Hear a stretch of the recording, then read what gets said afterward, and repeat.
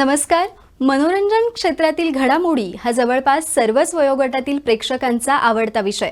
आपल्या आवडत्या कलाकाराच्या आयुष्यात काय सुरू आहे हे जाणून घेण्यासोबत आगामी चित्रपट, संगीत याबाबत लोकांच्या मनात बरीच उत्सुकता असते. तुमची हीच उत्सुकता काही अंशी कमी करण्याचा प्रयत्न आम्ही फिल्मी वार्ता या कार्यक्रमातून करणार आहोत.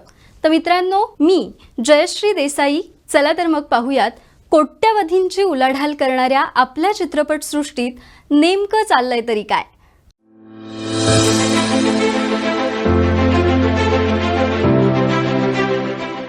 तुम्हाला माहितीच आहे की 68व्या राष्ट्रीय चित्रपट पुरस्काराची नुकतीच घोषणा झाली आहे.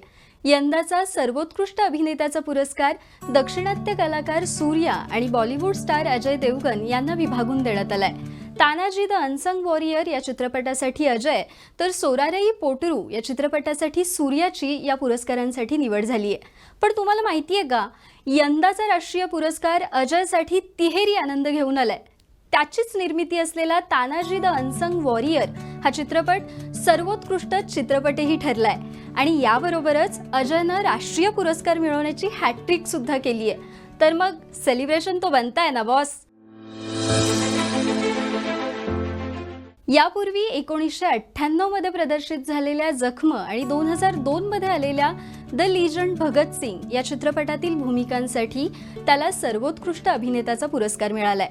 एकूणच काय तर आपण लंबी रेस का घोडा आहोत हे त्यानं पुन्हा एकदा सिद्ध केलंय. केवळ चॉकलेट लुक नव्हे तर आपले अभिनयाचे नाणेही खणखणीत असावे लागते हा आदर्श भावी पिढीसमोर ठेवणाऱ्या अजयनं आपली प्रतिभा संपन्नता आणि अष्टपैलुत्व पुन्हा एकदा सिद्ध केलंय. तानाजी द अनसंग वॉरियरने राष्ट्रीय पुरस्कारांमध्ये आपली घौडदौड कायम राखत सर्वोत्कृष्ट कॉस्ट्युम डिझायनरचा पुरस्कारही पटकावलाय.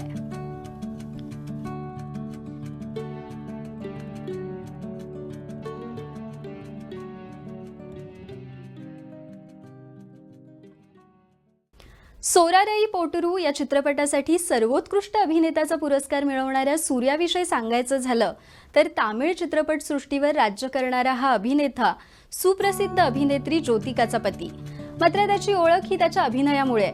दक्षिणात्य चित्रपटसृष्टीतील तो एक आघाडीचा कलाकार असून नंदा, काक, पीतमगन, पेराळगन, गजनी हे त्याचे तामिळ चित्रपट बरेच गाजलेत आणि त्याला या चित्रपटांमधील भूमिकांसाठी विविध पुरस्कारही मिळालेत. त्याचा सोरारई पोटरू हा चित्रपट ब्लॉकबस्टर ठरला असून विशेष म्हणजे हॉलिवूडच्या 78व्या गोल्डन ग्लोब अवॉर्ड्समध्ये बेस्ट फॉरेन फिल्म विभागातही या चित्रपटाला स्थान मिळालंय. चित्रपटाची कथा कॅप्टन गोपीनाथ यांच्या चरित्रावर आधारित आहे.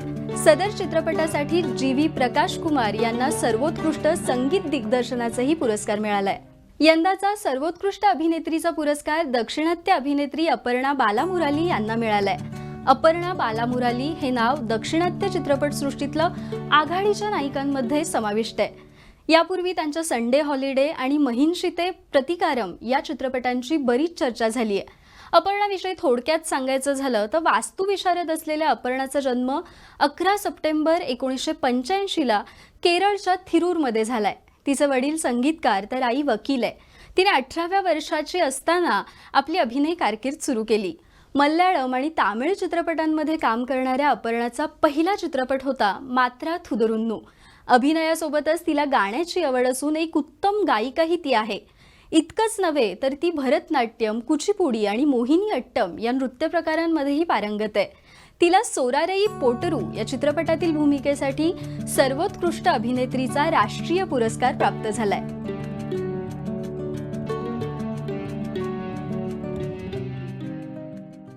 यंदाचा सर्वोत्कृष्ट हिंदी चित्रपटाचा पुरस्कार तुलसीदास ज्युनियर या चित्रपटाला मिळालाय. सदर चित्रपट हा आशुतोष गोवारीकर प्रोडक्शन हाऊसचा असून तो एक स्पोर्ट्स ड्रामा आहे. स्नूकरच्या खेळात वडिलांच्या पराभवाचा बदला घेणाऱ्या 13 वर्षाच्या मुलाची ही कथा आहे. या चित्रपटाचे दिग्दर्शन मृदुल गुप्ता यांनी केलंय. या चित्रपटात संजय दत्त, राजीव कपूर आणि वरुण बुद्धदेव यांच्या प्रमुख भूमिका आहेत.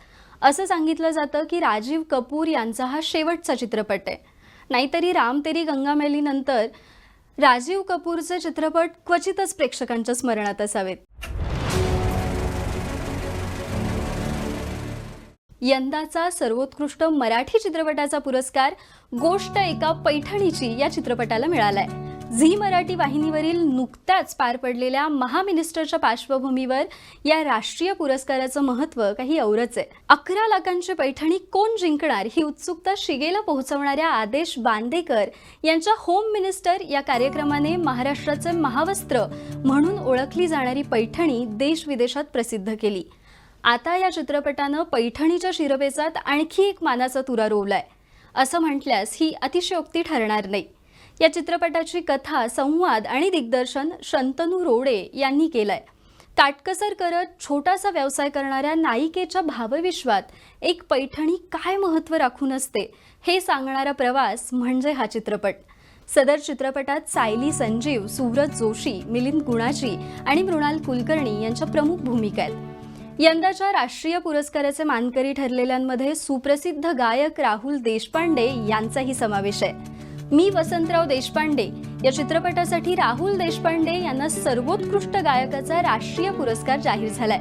स्पेशल ज्युरी पुरस्कार मराठीतील जून या चित्रपटासाठी सिद्धार्थ मेननला मिळालाय. तर अवांछित आणि गोदाकाठ या चित्रपटातील भूमिकांसाठी अभिनेते किशोर कदम यांना विशेष सन्मान मिळालाय.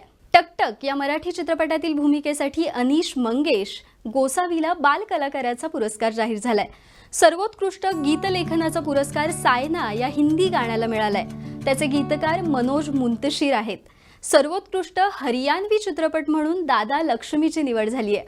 अन्य विभागांमध्ये चित्रपटांवरील सर्वोत्कृष्ट पुस्तक किश्वर देसाई यांनी लिहिलेलं द लॉंगेस्ट किस, सर्वोत्कृष्ट कथन अर्थात व्हॉइस ओव्हर पुरस्कार Shobha Tharoor Srinivasan, rhapsody of rain monsoon of केरळला, सर्वोत्कृष्ट संगीत दिग्दर्शन विशाल भारद्वाज यांच्या 1232 सिनेमातील संगीतासाठी, कौटुंबिक मूल्यांवरील सर्वोत्कृष्ट चित्रपटासाठी अभिजित दळवी यांना, सर्वोत्कृष्ट फिल्म फ्रेंडली राज्य म्हणून मध्य प्रदेश आणि सर्वाधिक फिल्म फ्रेंडली विशेष उल्लेख म्हणून उत्तराखंड आणि यूपी, तर सामाजिक समस्यांवरील सर्वोत्कृष्ट चित्रपट म्हणून जस्टिस डिलेड बट डिलिव्हर्ड आणि 3 सिस्टर्स यांना पुरस्कार देण्यात आलाय. हे होते राष्ट्रीय पुरस्कारांविषयी. आता वळूया चित्रपटसृष्टीच्या इतर घडामोडींकडे.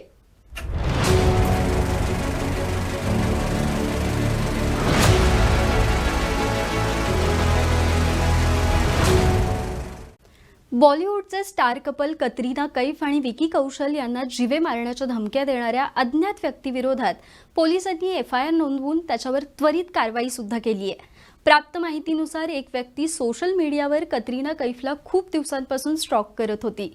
पण जेव्हा विकी कौशलला याची माहिती मिळाली तेव्हा त्यानं या व्यक्तीला समजावण्याचा प्रयत्न केला, पण त्यानं ऐकलं नाही. सदर अज्ञात व्यक्तीला अटक केली असता त्यानं पण कतरिनावरच्या एकतर्फी प्रेमापोटी हा गैरप्रकार केल्याचं म्हटलंय. गेले काही दिवस प्रचंड दबावाखाली असणाऱ्या कॅट आणि विकीनं अखेर सुटकेचा निश्वास घेतलाय. आणि तसेही म्हणतात ना, अंत भला तो सब भला. खिलाडी अक्षय कुमार करदात्यांच्या यादीतही आघाडीचा खिलाडी ठरलाय. वयाची 50 ओलांडूनही बॉलिवूडमध्ये अतिशय व्यस्त असलेला अक्षय बॉलिवूडचा सर्वाधिक कर भरणारा कलाकार ठरलाय. अक्षय सध्या लंडनमध्ये त्याच्या पुढच्या चित्रपटाच्या चित्रीकरणात व्यस्त आहे. अक्षय कुमार बॉलिवूडमध्ये सर्वाधिक टॅक्स भरत असल्याच्या बातम्या तशा आपण सततच ऐकत असतो. आता मात्र आयकर विभागाने सर्वाधिक कर भरल्याबद्दल त्याचा गौरव केलाय. प्राप्तिकर विभागानं त्याला सन्मानपत्र देऊन गौरवलंय. आगामी काळात अक्षयचे अनेक चित्रपट प्रदर्शित होत असून त्याचा रक्षाबंधन हा चित्रपट 11 ऑगस्टला प्रदर्शित होण्यासाठी सज्ज आहे. आनंद अलरॉय दिग्दर्शित या चित्रपटात अक्षयसोबत भूमी पेडणेकर मुख्य भूमिकेत दिसणार आहे. याशिवाय अक्षय सेली, रामसेतू, बडे मियां छोटे मियां आणि राष्ट्रीय पुरस्कार प्राप्त सूर्याच्या सोरारई पोटरू या चित्रपटाच्या हिंदी रिमेकमध्ये दिसणार आहे. रणबीर कपूरची डार्लिंग अर्थात आलिया भट्ट तिच्या आगामी डार्लिंग्सच्या प्रचारात व्यस्त आहे. या चित्रपटाचा ट्रेलर नुकताच प्रदर्शित झालाय.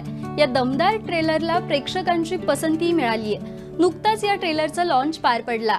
या सोहळ्याला चित्रपटाच्या संपूर्ण टीमनं हजेरी लावली होती. गरोदर असल्याची बातमी दिल्यानंतर आलिया देखील लॉन्चसाठी पहिल्यांदाच मीडियासमोर आली होती. या सोहळ्यात आलिया नेहमीप्रमाणे ग्लॅमरस दिसत होतीच, मात्र बेबी बंप लपवण्यासाठी तिने खास ड्रेसची निवड केली होती. बॉलिवूडचे अनभिषिक्त सम्राट आणि ज्येष्ठ अभिनेते अमिताभ बच्चन आणि रश्मिका मंदाना यांच्या गुड बॉय ची रिलीज डेट नुकतीच जाहीर करण्यात आली आहे. हा चित्रपट 7 ऑक्टोबर 2022 रोजी जगभरात प्रदर्शित होणार आहे. बिग बी आणि रश्मिका मंदाना यांच्याशिवाय चित्रपटात नीना गुप्ता, पावेल गुलाटी, एली अविराम, सुनील ग्रोवर आणि साहिल मेहता यांच्याही भूमिका असणार आहेत. आता वळूया क्रिकेट विश्वाकडे. म्हणजे आम्ही तुम्हाला खेळाविषयी काहीच सांगणार नाही आहोत, तरी सुद्धा आता सध्या सुरू असलेल्या बायोपिकच्या लाटेवर आता एक नवा खेळाडू स्वार होणार आहे. हा खेळाडू म्हणजे जगातील सर्वात वेगवान गोलंदाज शोएब अख्तर. तो पुढच्या वर्षी मोठ्या पडद्यावर दिसण्यासाठी आता सज्ज झालाय. त्याचा बायोपिक 16 नोव्हेंबर 2023 रोजी चित्रपटगृहांमध्ये प्रदर्शित होतोय. चित्रपटाचे नाव Rawalpindi express running against the odds असून स्वतः शोएब अख्तरने ही घोषणा केली आहे. 46 वर्षीय या माजी पाकिस्तानी गोलंदाजाने नुकतेच सदर चित्रपटाचे एक मोशन पोस्टर पोस्ट केलंय. अल्पावधीत मोठा चाहता वर्ग निर्माण करणाऱ्या टायगर श्रॉफच्या स्क्रूड हिला या चित्रपटाची नुकतीच घोषणा करण्यात आली आहे. चित्रपटाचा एक व्हिडिओ रिलीज करत ही घोषणा करण्यात आली आहे. चित्रपटाच्या 3 मिनिटांच्या व्हिडिओत ॲक्शनचा तडका आहे. धर्मा प्रोडक्शननं स्क्रूड हिलाची निर्मिती केली असून दिग्दर्शन शशांक खेतान यांनी केलंय. मात्र या चित्रपटाच्या प्रदर्शनाची तारीख अद्याप जाहीर करण्यात आलेली नाही. तर या अशा अनेक चटपटीत वृत्तांसह आता भेटूया पुढच्या आठवड्यात. तोपर्यंत निरोप असू द्या.